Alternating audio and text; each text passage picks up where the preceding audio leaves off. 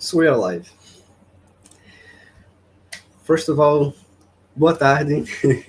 Estamos agora, daremos início ao 33º Ciclo de Palestra da Sociedade Brasileira de Filosofia Analítica, a SBFA.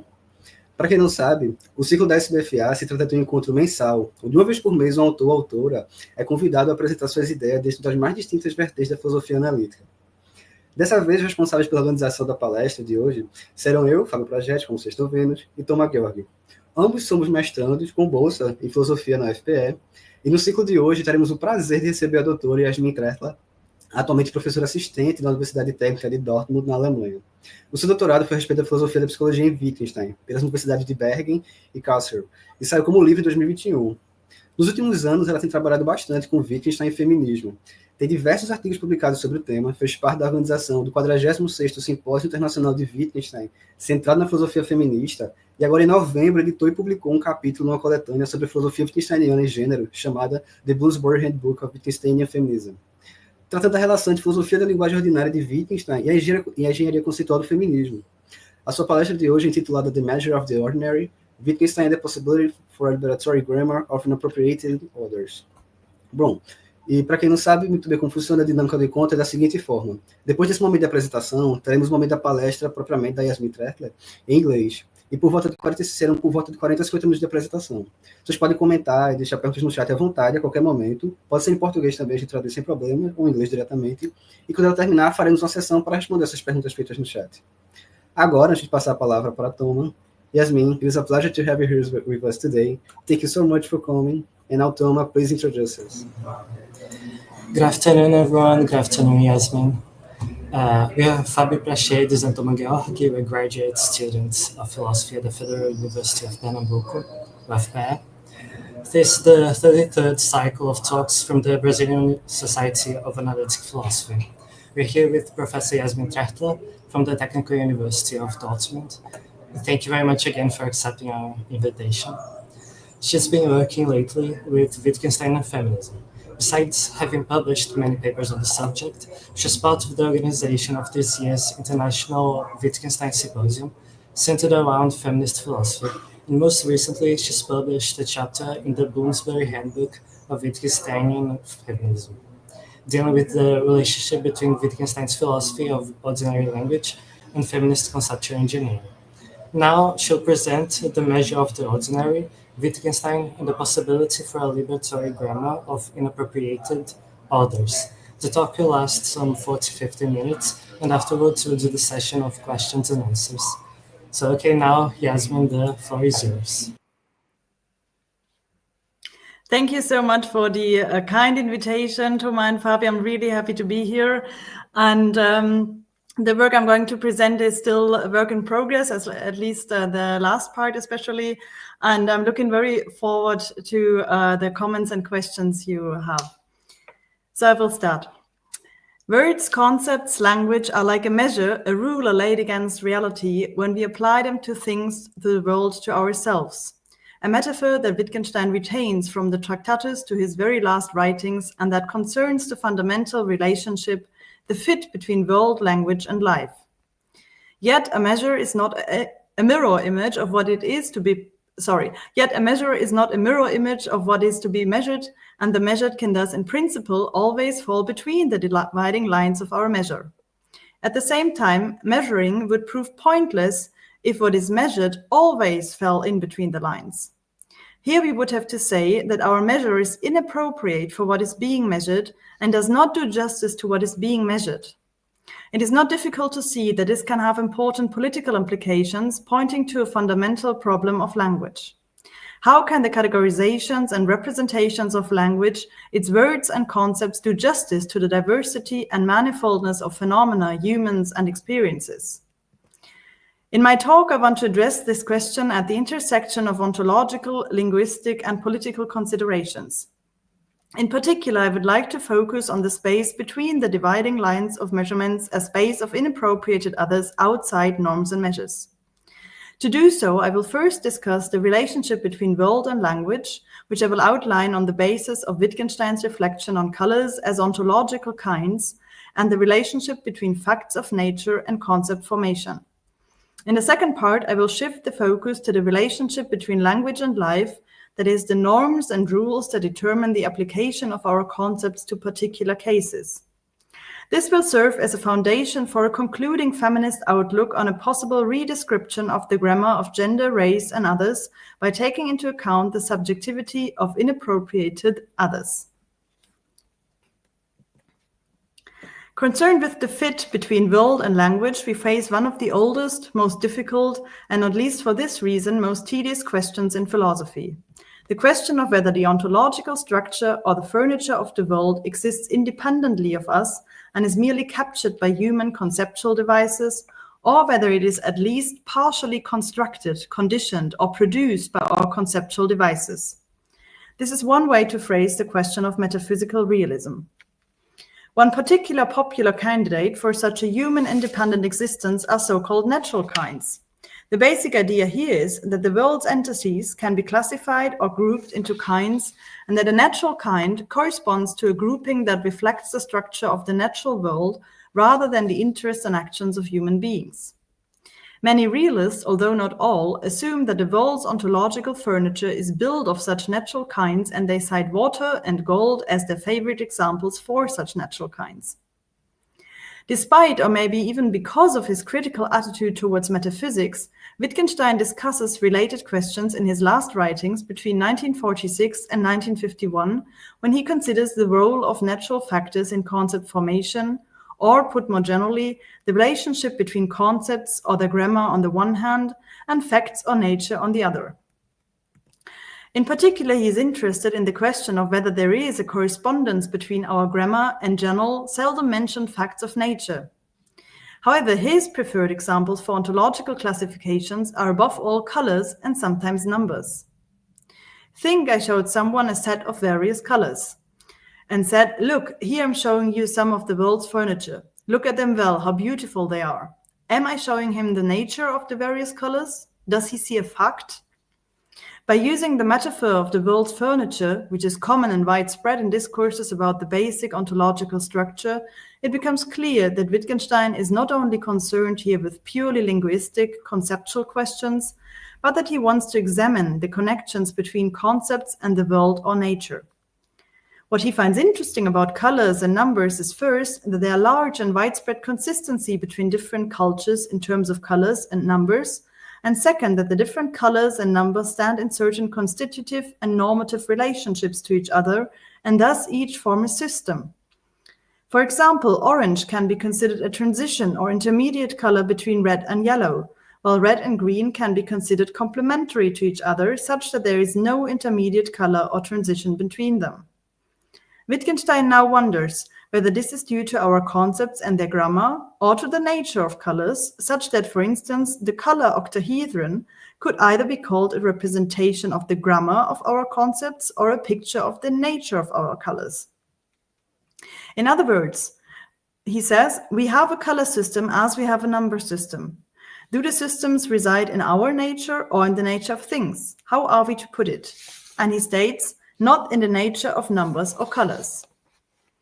If our concepts and conceptual classifications are not grounded in nature, that is, in something independent of human thinking and human interests, this opens the floodgates to all sorts of radical constructivisms, idealisms, and even relativisms, because now it seems as if our systems and classifications are not fixed by anything outside of human conception, and in that sense are contingent or arbitrary. And so Wittgenstein continues, is there something arbitrary about the system? Yes and no, he answers. It is akin both to what is arbitrary and to what is non-arbitrary. Our conceptual classification for colors, for example, are arbitrary insofar as they could be different. That is, there could be people who have only one word for red and green, for instance, leaf color, as Wittgenstein considers, and that does not necessarily mean that they would not see or understand the difference between red and green, but just that the difference between red and green isn't as important to them as it is to us. In this sense, our classifications are arbitrary. However, in a different sense, our classifications are non-arbitrary. The fact that we and many other cultures distinguish different colors in the first place also has something to do with very general facts of nature, such as the relative constancy of objects and the specific ways in which colors occur.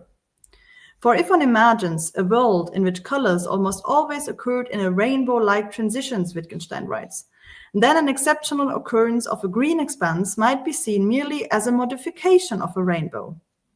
That is, there is a sense in which our language games and conceptual classifications are non-arbitrary or not random insofar as they are related to such very general facts of nature.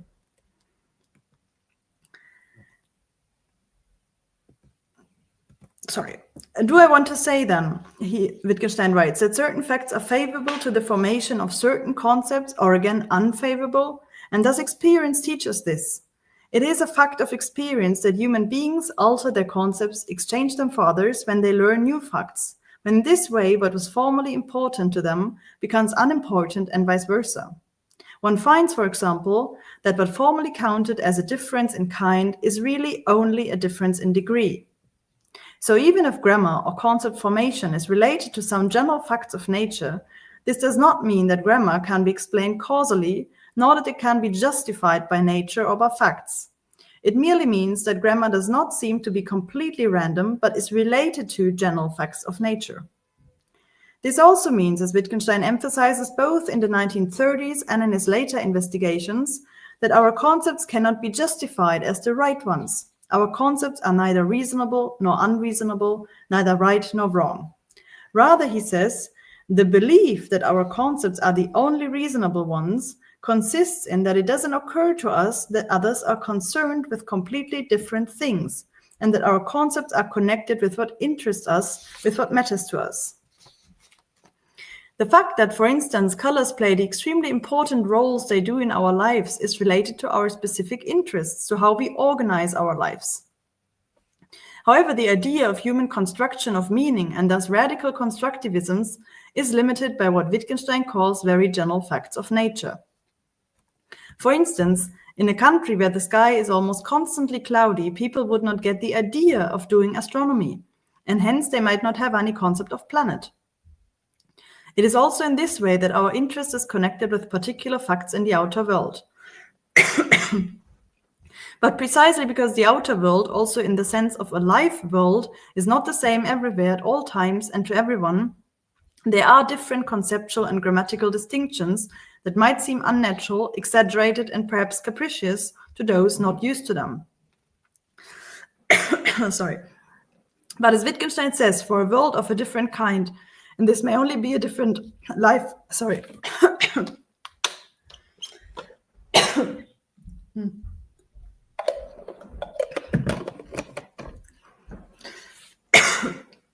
But as Wittgenstein says, for a world of a different kind, and this may only be a different life world within our world, one would find the use of different linguistic instruments natural. This shows, on the one hand, that the relation between world and language can rather be grasped in terms of an intertwining of language and life world than in terms of language purely mirroring or entirely constructing the world. On the other hand, this also shows that and how interests and values are intrinsically woven into language. Or as Wittgenstein puts it, we could say people's concepts show what matters to them and what doesn't. Yet the concepts by themselves are dead, as Wittgenstein says, only in use they live, that is, in applying concepts to particular cases. In their use or application, concepts work like a measure, a ruler that we apply to things, to the world, to ourselves. In the following, I will shift the focus from the formation of concepts to their application, and in particular to the question of how concepts, through or in their use and application, are regulative and normative in relation to our lives.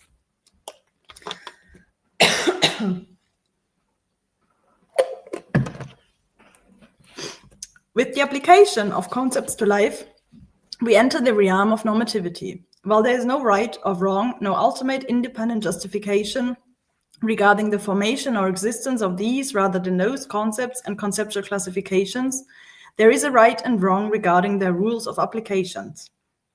This brings us to a central theme of Wittgenstein's philosophical investigations. For as is known, one crucial insight of the so-called rule-following paradox is that if the meaning of our concepts is constituted by the rules of usage in everyday language, the application of these rules is not determined by the written or spoken signs themselves, nor by a speaker's intention, nor by a listener's intuition or interpretation. nor by a super rule regulating the rules of usage. Rather, the application of a concept's rules of usage and thus the rule's normative function is determined by a practice of human action, that is, by customs, regularities, and institutions. It is ultimately the agreement of people indeed in their form of life that determines our concept's application. The word agreement and the word rule are related to one another. They are cousins, as Wittgenstein writes. But this agreement in the application of our concept's rules exists only in ordinary or normal cases. It is only in normal cases that the use of a word is clearly laid out in advance for us. We are in no doubt what we have to say in this or that case. The more abnormal the case, the more doubtful it becomes what we are to say. And if things were quite different from what they actually are, if rule became exception and exception rule, or if both became phenomena of roughly equal frequency, our normal language games would thereby lose their point. The procedure of putting a lump of cheese on a balance and fixing the price by the turn of the scale would lose its point if it frequently happened that such lumps suddenly grew or shrank with no obvious cause. Although most of our ordinary concepts are flexible, have fuzzy boundaries, and their rules of application allow for exceptions, there are also cases where a concept and its application somehow clash, not because the application is wrong, but because the concept fails to fit. That is, because something or someone falls, as it were, in between the lines of our conceptual measures. Wittgenstein acknowledges this by often adding to his descriptions of grammatical rules that they apply usually, under ordinary circumstances, or normally. So do the rules of use of ordinary language only apply to ordinary cases? And if so, what does that mean for unusual, abnormal, and extraordinary cases? Some years later, Wittgenstein gives an example of how such a clash or misfit between concepts and their application to particular abnormal cases might look like. Is it like this? We have been brought up from early youth to organize things, let us say, into two classes, to put them into two pigeonholes, and it always went off without conflict. But suddenly it does not work, or no longer works, to our satisfaction, and now a strange activity begins in which the principle of categorization is not abandoned, but hopeless attempts are made to find a grouping that satisfies us, and to persuade us that it does. First, it is not difficult, rather almost impossible, not to see that this problem is politically relevant when we think about binary gender or race classifications. I will come back to that later. Second, this is somewhat reminiscent of Thomas Kuhn's characterization of scientific revolutions, according to which a scientific paradigm enters into a crisis through the repeated occurrence of anomalies, or one could also say abnormal cases, which can no longer be explained within the respective valid or dominant paradigm, but which then leads to a revolution and the emergence of a new paradigm. Accordingly, the moment described by Wittgenstein here is the moment of crisis, when we enter a case that we cannot pigeonhole into our ordinary categories, and which thus appears as anomaly or abnormality. Now, what exactly characterizes such abnormal cases? And why do we not just abandon the principle of categorization if it no longer works, but continue to make hopeless attempts to force things or people, however resistant they may be, into bad-fitting categorizations? Finally, can there be a revolution, a new paradigm? First, abnormal cases can be similar to borderline cases of the application of a concept. An example of a borderline case would be the application of the concept seeing to emotional expressions. Seeing fear in a face has much in common with ordinary perception, for example, of colors, but also differs from it. For example, in that the failure to recognize an expression is not comparable to a defective sight, as when someone is red-green blind. Wittgenstein concludes that this case instantiates a gradual sloping of the concept see. What is abnormal can thus also be a matter of degree, as Wittgenstein indicates when he says, the more abnormal the case, the more doubtful it becomes what we are to say. Another way to conceive of abnormal cases is in terms of an exception to the rules that constitute our concepts. Exceptions are relatively seldom circumstantial irregularities that can be confusing in individual cases, but they are generally said to confirm the rule, since as exceptions, they presuppose and acknowledge the general validity of the rule. For example, there can be extraordinary circumstances in which it is indeed meaningful and epistemically justified to claim, I know that here is one hand. Yet, as Wittgenstein also remarks, the exception and the rule could not change place without destroying the game. In other words, the normativity of our rules may be enforced by the agreement of people indeed, but it is also based on the fact that things behave thus and thus, as it were, behave kindly. That is, that a lump of cheese does not suddenly grow and shrink when we want to weigh it. Apart from borderline cases and exceptions, however, real or rather philosophically more interesting abnormal cases are of a more fundamental nature when we really do not know what to say because there is a seeming misfit between our concepts and their rules of application. These are cases in which something or someone is, as it were, measured with measures that do not fit, such that our measures cannot do justice to what is being measured. Wittgenstein mentions the example of Greek thinkers who were neither philosophers in the Western sense nor scientists in the Western sense, and were thus measured according to measures which do not fit them, and insofar as the words of our language seem to us the only possible standards of measurement, we are always doing them injustice. Even if we were to describe the Greek thinkers as natural philosophers, this concept would no longer really fit because our life world or form of life, including academic disciplines, is very different from that of the ancient thinkers. And since our concepts and conceptual classifications are part of or embedded in our forms of life, they do not or not necessarily fit other forms of life. However, such abnormal cases need not be conditioned by the rather contingent circumstance of 2,000 years of historical distance. More generally, such abnormal cases are cases that lie outside of the norms determined and enforced by the rules of use in ordinary life. They are misfits in terms of our prevailing categorizations, and other than mere exceptions do not confirm but potentially threaten the validity of the norms as such. This is one of the reasons why those who are considered to embody abnormal cases in light of norms concerning so-called natural or social kinds are oppressed, backgrounded, and neglected in several respects.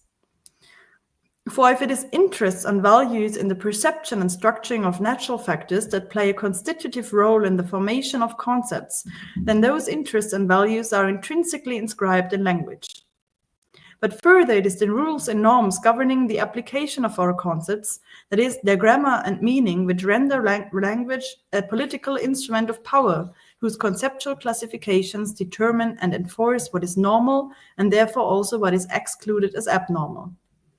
In other words, our contingent arbitrary norms and rules based on agreement indeed are, as Toma Gheorghe calls it, material semiotic practices that can bring ill-fitting positions into being and sustain them. That is, the reality of grammar shows in its material effects and political powers on our lives.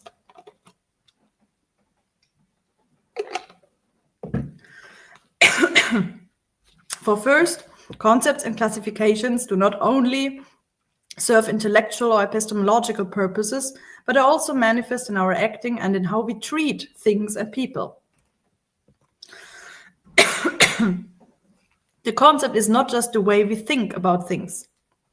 It is not just a way of categorizing, a viewpoint of ordering. It is part of our actions. It would be critical to say that our concepts show how we look at the world, but there is some truth in this. It's just that it's not so much a matter of looking at things as of treating them. Are the pieces of furniture in a room units for us because we see them that way? Is it not important that they are firmly joined together, that I generally do not use their parts individually and in new combinations for different purposes and everything that is connected with that?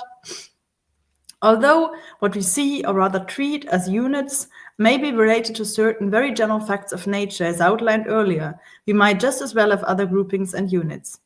Above all, it is important that our conceptual categorizations cannot be justified by nature.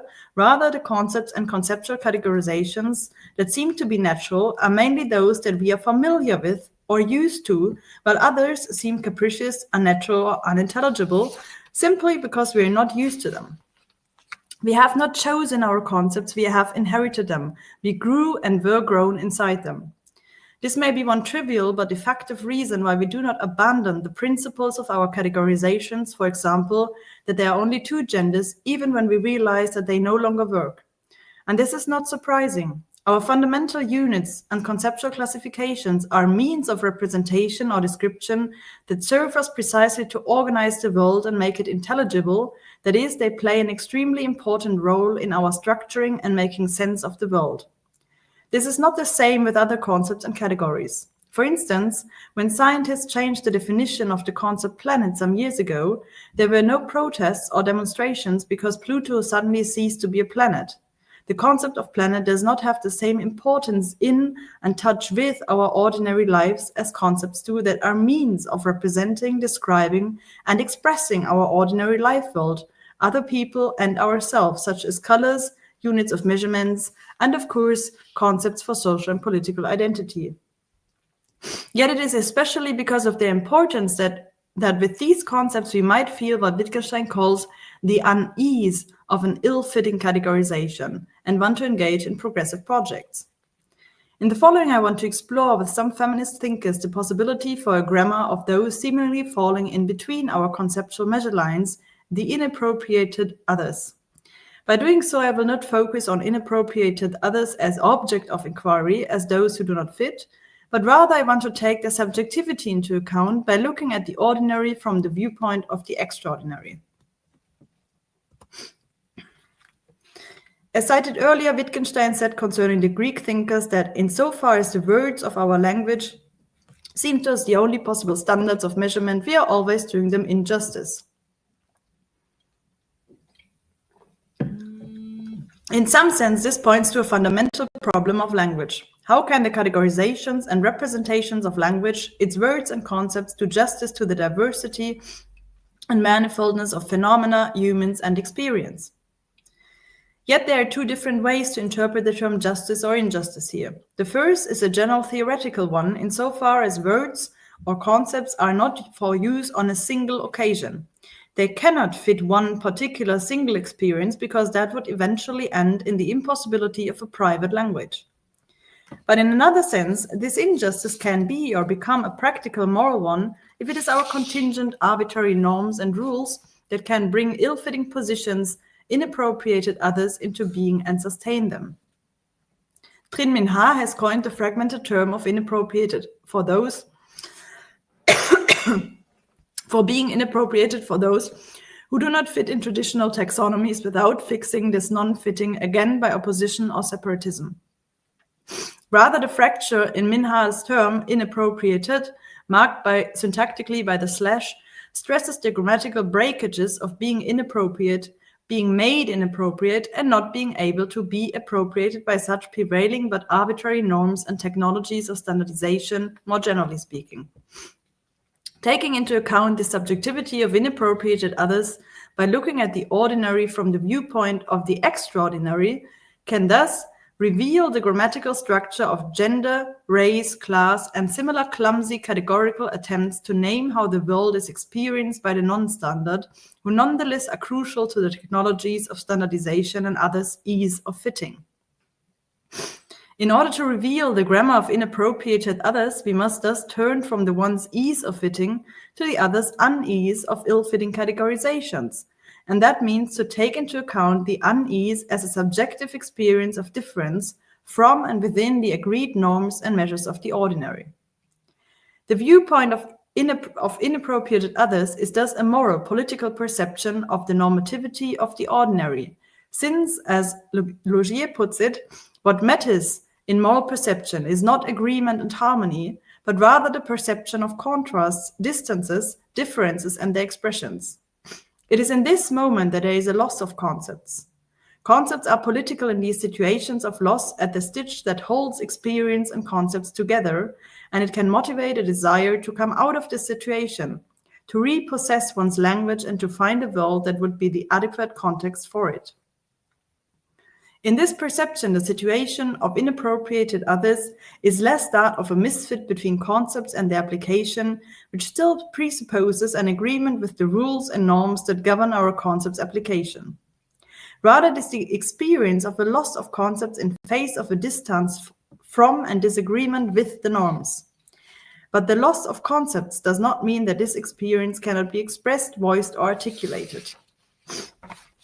It is, for example, expressed in Sojourner Truth's famous remonstrative utterance, "Ain't I a woman 170 years ago," by which she claimed the status of humanity for Black women, that is, a claim to the ordinary. As Harvey writes, a powerful speaker for feminism and abolitionism, Sojourner Truth's famous lines from her 1851 speech in Akron, Ohio, evoke the themes of the suffering servant in order to claim the status of humanity for the shockingly inappropriated figure of New World Black womanhood, the bearer of the promise of humanity for womanhood in general, and indeed the bearer of the promise of humanity also for men. The shock Sojourner Truth aroused with her deep and rumbling voice was expressed in the demand of a white male physician in the audience that Sojourner Truth should prove that she was a woman by showing her breasts to the women in the audience. This incident shows how difference, understood at the divisive marks of authenticity, as Harvey writes, was reduced to anatomy, but even more to the point, the doctor's demand articulated the racist, sexist logic that made the very flesh of the Black person in the New World indecipherable, doubtful, out of place, confounding, ungrammatical. Truth's speech was out of place, dubious doubly. Sorry, I think here's something is wrong with the presentation. I'm sorry about that. Truth's speech was out of place, dubious doubly. She was female and Black. No, that's wrong. She was a Black female, a Black woman, not a coherent substance with two or more attributes, but an oxymoronic singularity who stood for an entire, excluded, and dangerously promising humanity. Maybe more aptly, one could say Sojourner Truth was out of place. As inappropriated other, she inhabited the empty space in between our arbitrary grammatical lines, that is a space that is not where differences appear, but rather where the effects of differences appear. And Truth's powerful Ain't I a Woman articulated, voiced the space by pointing in a polyarm gesture to her impossible situation. After all, she is this inappropriated other who moves about with always at least 2 or 4 gestures, that of affirming I'm like you, while pointing insistently to the difference, and that of reminding I'm different, while unsettling every definition of otherness arrived at. Rather than a question about a correct description, it is an expression of the experience of being made inappropriate or falling in between the lines of the categorical concepts women and Black. Claiming likeness and difference at the same time, it is an expression of disagreement with these conceptual measures that made her fall in between the lines, made her inappropriate to begin with. Taking the subjectivity of such inappropriated others into account reveals the grammar of the concepts gender, race, class, and we can add disability and others in terms of expressiveness rather than descriptiveness. Expression as utterance of an experience comes with the authority of the first person. That is, expressions or vowels imply different grammatical rules than the ones that govern concepts we use as means of representing and describing the outer life world from the perspective of the third person. If you re-describe the grammar of these concepts as expressions of lived experience rather than descriptions of physical or physiognomic features, then this means above all that others can neither correct me nor prove me wrong, nor demand to prove that I'm right. The first person has the last word here. This does not mean that the application of expressive concepts has no rules or that the concepts have no boundaries. It just means that the concept's boundaries are a matter of my credibility and sincerity rather than a matter of a presumably objective verification or intersubjective agreement. The authority in question is thus neither epistemic nor metaphysical or ethical, but grammatical. This preempts some of the arguments that are sometimes put forward by more conservative-minded people against expressive forms of self-identification, as for instance, most recently against trans women by a group of philosophers. These people insist on what I called a descriptive gender grammar based on a supposedly natural biology. One reason for this insistence is the, I think, wicked and twisted claim of wanting to protect cis women, or as they say, real or biological women alluding to natural kinds. They fear that allowing for expressive forms of gender self-identification could endanger places and spaces meant for women in the traditional sense, such as women's saunas and women's sports teams, since they could be taken over by cis men pretending to be trans women.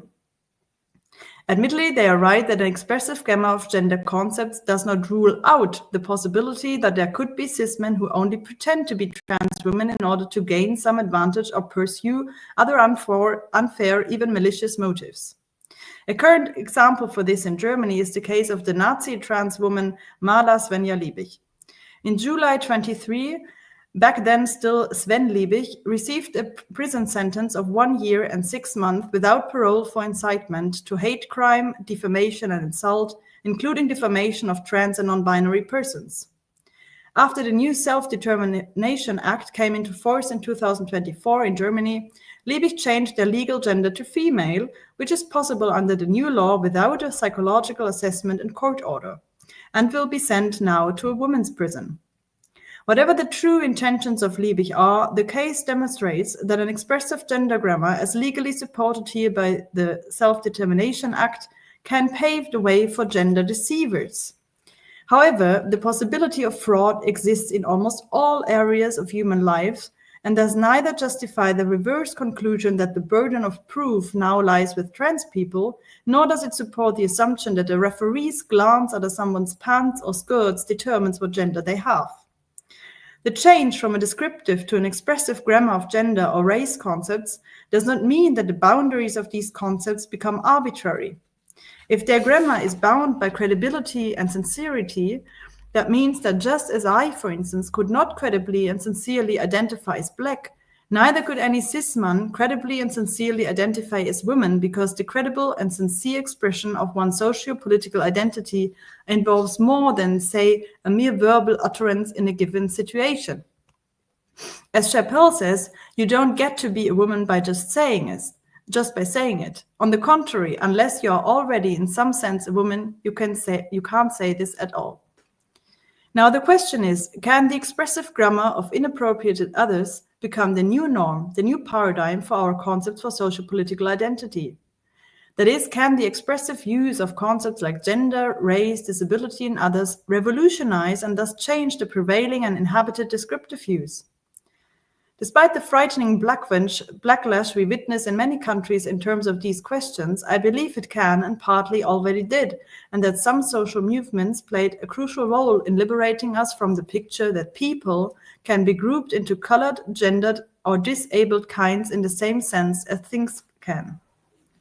As mentioned before, the normativity of our rules may be enforced by the agreement of people indeed, but it is also based on the fact that things behave kindly. But Sojourner Truth, as well as many other brave inappropriated others who voiced the disagreement with prevailing norms, did not behave kindly. In fact, an essential part of the liberatory social movements of inappropriated others is to challenge this very idea of kinds that served too long as a justification for their oppression. This is not only a play on words, rather it was and is crucial for liberatory politics to break with the rules and expectations that go hand in hand with kindly, that is, kind-appropriate behavior to fight oppression, by talking back, as Bell Hooks remarked. Moving from silence to speech is for the oppressed, the colonized, the exploited, and those who stand and struggle side by side, a gesture of defiance that heals, that makes new life, new growth possible. It is that act of speech, of talking back, that is no mere gesture of empty words, that is the expression of moving from object to subject, that is the liberated voice. Thank you very much.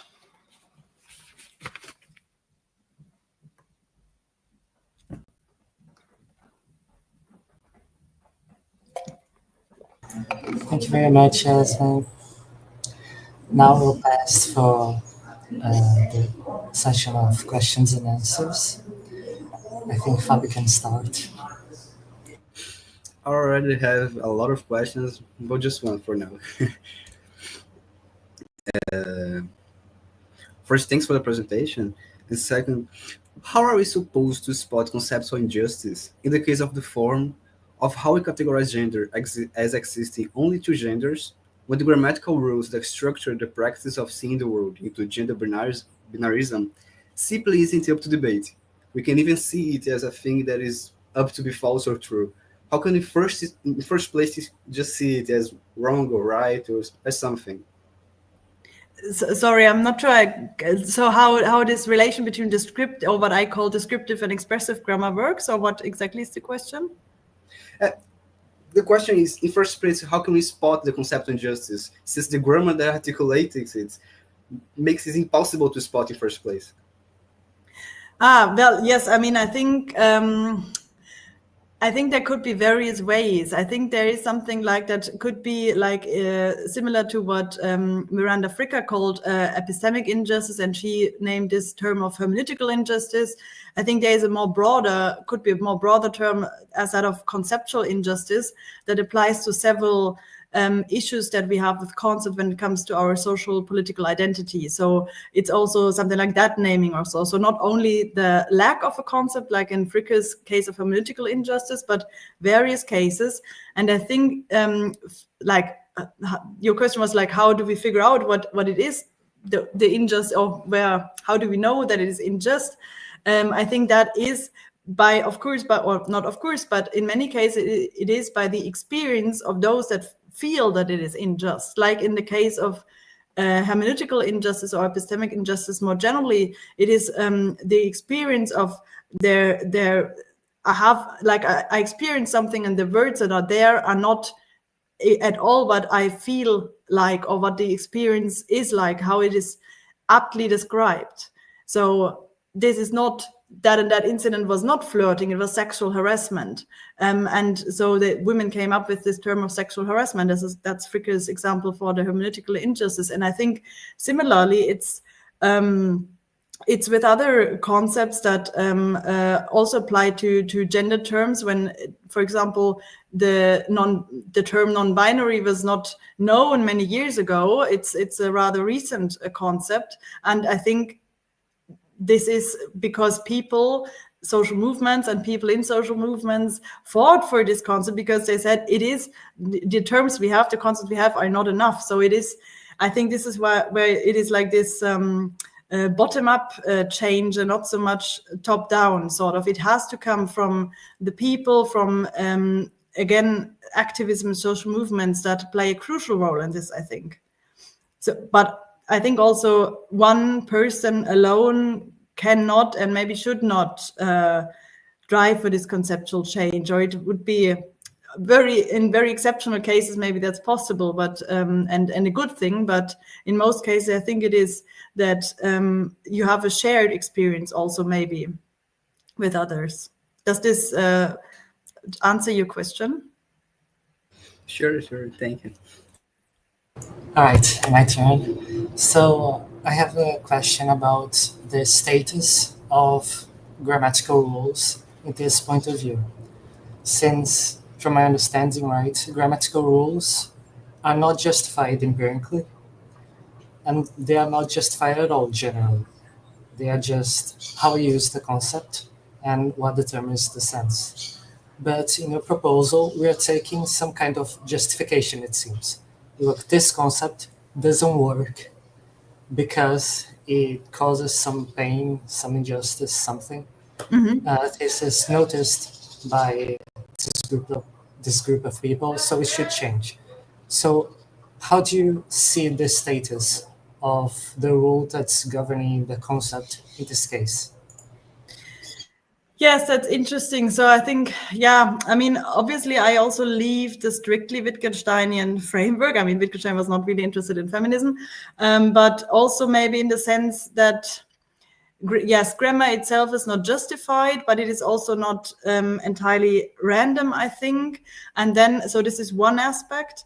And the other aspect is distinguishing between the actual application of concepts and rules of grammar, the enforcement of rules of grammar by people's use and deeds on the one hand, and then on the other hand, what philosophers ought to do. So Wittgenstein was, of course, also much more in these, when he talks about grammar and grammatical rules, he's often talking about philosophies and philosophers' tasks, as philosophers should not try to justify grammar, they should describe their use to solve philosophical problems. So I think also there are these two different layers within Wittgenstein that sometimes he's interested, but what is the root of our concept? Is there something in nature where they are founded and so on? And sometimes science can change grammatical rules. This is something also Wittgenstein acknowledges, although he was not really interested in these cases. He is interested in our everyday words and concepts.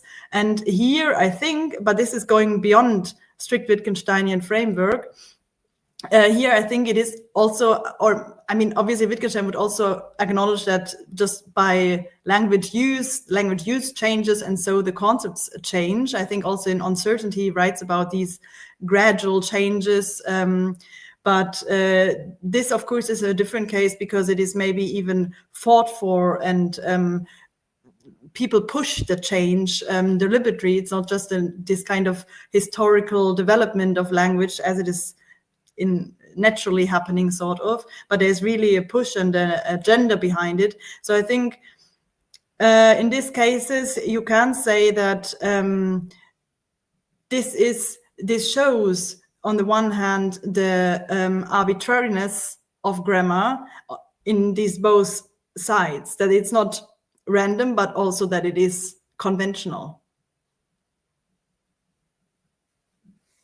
And that maybe our concept so far, or the grammar of our concepts, that how we use them so far, does not, maybe it never has really fit our forms of life. And now this is a very urgent pressure, so we need to change, or the grammar needs also to change. The grammar is changing. In progressive circles, we're not just or bubbles even, we're not just assuming that someone is cis or trans. We ask them, or people express it themselves. So this is, I think, the change that kind of naturally also is also kind of natural development. I mean, I don't like the word natural, but so in quotation marks, natural development, but it is also something you can, of course, fight for. Did that answer your question? It does. Thank you. Okay. All right. Since we don't have any more questions in the comments, I have another to you. Okay. Yeah. So how do you expect to deal with the risk of losing intelligibility in these changes in the grammar? Like from the metaphysical point of view that there is only one men and women, and from the point of view that there can be non-binary, there can be a gender, and these kind of things. How do you deal with the risk of losing sense, the deep disagreement, the clash of grammars? Where do you see the danger in particular? Like, you mean like like what I refer to these more conservative people? Yeah, what they fighting, or? The rules of the grammar really don't fit these kind of things, like transgender, non-binary. So they accommodate, translate, and exclude. Made it nonsensical, it is unethical, and this kind of things. It is wrong. Generally speaking, it's wrong. So how do you deal with it? To trespass the risk of losing intelligibility with these people? Well, I mean, to the conservative people, intelligibility to the conservative people or to the progressive people? To the conservative people. Yeah, okay. Yeah, I mean, I don't know. I think this is really a very current issue. At least in Germany, also there is huge debates about that. In UK, US, we all see that, and even with these Supreme Court judgments. So I think not even so neither trans people nor gender queer people or so would deny that there is something tied to the body. Maybe especially these people not, so to speak. And so I'm speaking here as a cis woman, of course, but I mean, I developed these ideas also together with trans people and gender queer people. And so I think they would not deny the importance of the body. What they deny is, or what I want to say in this paper is that our attitude towards the use changed in parts and should change. And I think, yes, of course, this is something that many people apparently resist. But I do think, or what I try also is to say it is mostly habit. And this is something we should also try to understand, that like these So I try to make a move in two directions, sort of, because I think it is important to be in touch also with people with whom we disagree, and to discuss things with them. But I think that, so one aspect why it is so difficult is just the mere fact of habit and use that is tied to these. There is an insecurity of how to approach people, and I think the insecurity is also a symptom of the change that is happening. So it is not necessarily a bad thing. But there will be people who will always find it unintelligible and who say, or who reject the whole idea. So I think it is not possible to convince everybody of this. But the hope I have is, although these times are really not the best times, but the hope is that this is just what will happen. As for example, I also wrote it in my other papers, also derogatory or sexist language already changed in many, for example, there was this, maybe there's a similar thing in Portuguese. In Germany, you had like a specific address to women who are not married, like Fräulein instead of Frau, which means something like a small women. And so this is no longer acceptable. It's illegal to call women like that, even though some, of course, still use the word.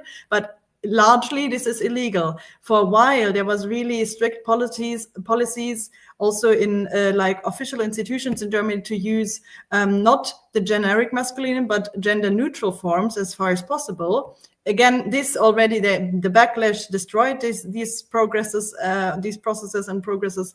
So unfortunately, but things are developing, and institutions can enforce this and can help. But also, of course, this is not something that everyone will accept in the end. And many people will find it still unintelligible and will reject it and refuse these ideas. That's the same with all changes, I think. So there is no change, be it linguistic or something else, that will be embraced by everyone.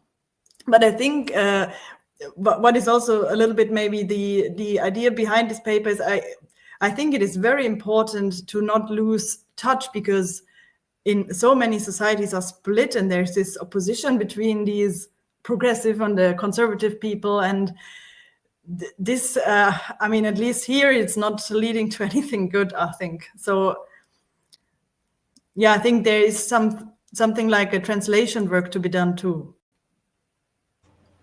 Yeah, following up your answer, my concern was that we couldn't, for example, gender-critical feminism, we could even talk in the same level, because we're talking about the descriptive level and the grammatical normative level. We never touch, we never clash, you see? Yeah. But just so we can be a little bit more optimistic, I think with the progress of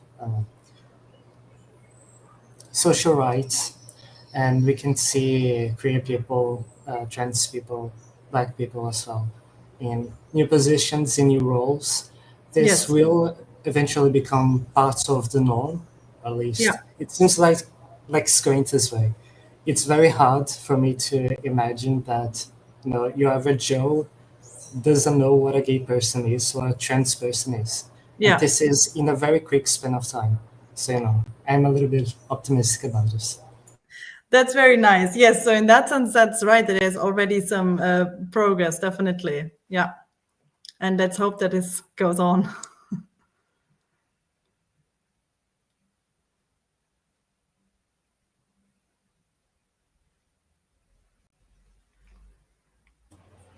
Any more questions, Toma? Anybody? Just another 2 comments. It kind of seems to me that for this project to work, you need to have as a prerequisite some kind of anti-metaphysic realism, right? Because if you think that you can actually categorize people in natural kinds, and you stick to it strongly by via of some metaphysics that you won't let anyone touch, then you're kind of stuck there, right? Yes. Okay. Yeah, so the first part of the paper actually is also longer, but I cut it out also because I'm a bit tired of this realism debate. I had it with too many people and too many times, and there is no solution to it in a way if someone disagrees. But you're entirely right. So I think what on this realism, anti-realism debate, what I'm opting for is a sort of middle ground between realist and anti-realist statements, although I heavily object this natural kind idea. And also this last part where I mentioned this, I don't know if you know this paper written by these philosophers against transgender athletes. I also just read it some weeks ago, and it's all an argumentation, all based on natural kinds, like a philosophical paper that supports these decisions by the Supreme Court to exclude trans women, especially transgender people, from sports. And it bases this whole thing in this philosophical natural kind debate, which is something, just another reason to really do away with this whole idea. I don't even know whether it is. I doubt that natural kinds are a thing in any other discipline than outside philosophy. So I think it's an entirely philosophical thing. And so this paper, I was also kind of disappointed seeing who subscribed or like signed it. The kind of philosophers, Core Diamond in particular. But I think we have to. I think a middle position between realism and anti-realism is possible, but the natural kinds category, I think there's no place for natural kinds category in any not realist position, to put it that way. All right. But yes, I should make this in the beginning clearer. All right. I think this is it. I don't see any questions in the chat. Fábio, if you have any? No? All right. So thank you very much, Jasmin Trächtler. It was a pleasure to have you here. Thank you for all those who watched. And yeah, I guess this is it. Thank you so much again for the invitation and your comments and questions. Bye. Bye-bye.